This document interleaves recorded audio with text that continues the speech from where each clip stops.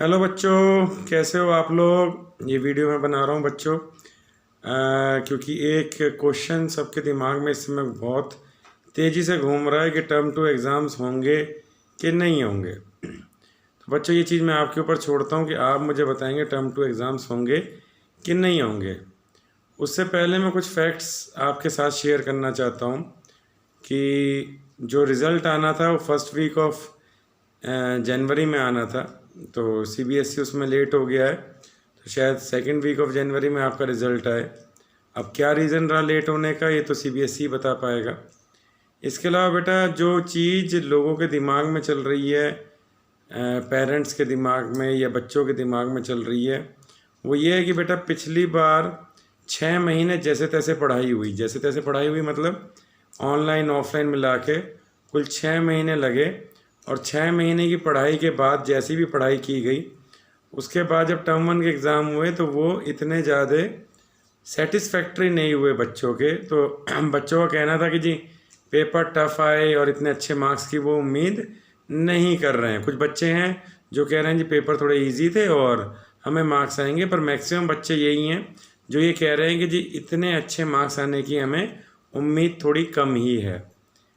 अब वापस से बेटा ओमिक्रॉन के केसेस जिस तरीके से बढ़ रहे हैं, रोज़ मल्टीप्लाई हो रहे हैं, सिचुएशन वैसी आने वाली है या वैसी सिचुएशन आ चुकी है कि जैसे सेकेंड वेव में थी तो थर्ड वेव जो है सेकेंड वेव जैसी ही होगी, ऐसा डॉक्टर्स और एक्सपर्ट्स जो हैं वो उम्मीद कर रहे हैं। उम्मीद नहीं कर रहे हैं, ये कह नहीं सकता है, प्रिडिक्ट कर रहे हैं। तो अब दूसरी बात यह है कि अगेन स्कूल्स कॉलेजेस बंद होंगे, अगेन ऑनलाइन ऑफलाइन पढ़ाई होगी। अगेन अगर देखा जाए तो पिछली बार के टर्म के लिए हमारे पास 6 महीने थे पढ़ाई के, इस बार के इफ़ेक्टिवली 2 या 3 महीने ही हैं। 3 महीने अगर मार्च के एंड में होंगे तो 2 ही महीने हैं।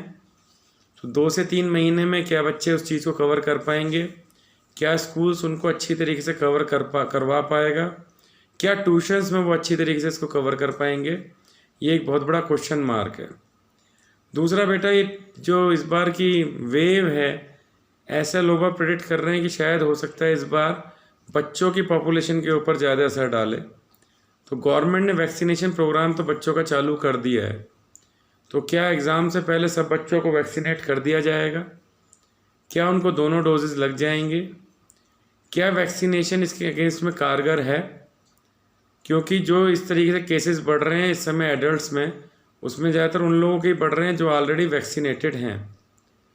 तो ये कुछ क्वेश्चंस हैं। इसके अलावा टर्म वन में जिस तरीके से सेल्फ बोर्ड बनाए गए थे उसमें बहुत सारे बच्चों ने कहा कि जी चीटिंग हुई, कॉपी हुई, और बहुत तरीके के इस तरीके से आरोप प्रत्यारोप लगे। साथ ही साथ ये भी लगे कि जी जो बच्चे जिस टीचर्स के पास ट्यूशन पढ़ते हैं वो उनको फेवरेबली उन्होंने उनको सपोर्ट किया इन टर्म्स ऑफ एग्ज़ाम्स, क्योंकि इस बार उन्हीं के हाथ में था। तो इस बार सीबीएसई क्या करती है, कैसे इस चीज़ को रोकती है? इस बार ये तो सीबीएसई ने बता ही दिया है कि आपके ऑब्जेक्टिव टाइप नहीं होगा, सब्जेक्टिव टाइप होगा। तो जो ओएमआर शीट वाली कहानी थी वो तो शायद ख़त्म हो गई है।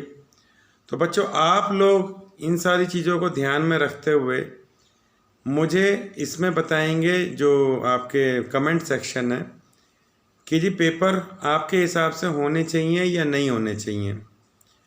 अगर होने चाहिए तो कैसे होने चाहिए, ऑनलाइन होने चाहिए, ऑफलाइन होने चाहिए। सीबीएसई अब इसमें एक बात कह रही है कि हो सकता है हाइब्रिड भी कर सकते हैं। हाइब्रिड के अंदर वो कह रही है कि जी कुछ एग्ज़ाम्स को ऑनलाइन ले लेंगे, कुछ एग्ज़ाम्स को ऑफलाइन ले लेंगे। तो आपके पास 3 ऑप्शन है। पहला ऑप्शन तो आपके पास ये है कि एग्ज़ाम होने चाहिए, नहीं होने चाहिए, या फिर टर्म वन के हिसाब से टर्म टू का रिज़ल्ट बना के क्लियर कर देना चाहिए। दूसरा ऑप्शन अगर होने चाहिए तो कैसे होने चाहिए, ऑनलाइन होने चाहिए, ऑफलाइन होने चाहिए, या हाइब्रिड मोड में होने चाहिए। ये चीज़ आप लोग कमेंट सेक्शन में कमेंट करके बताइएगा।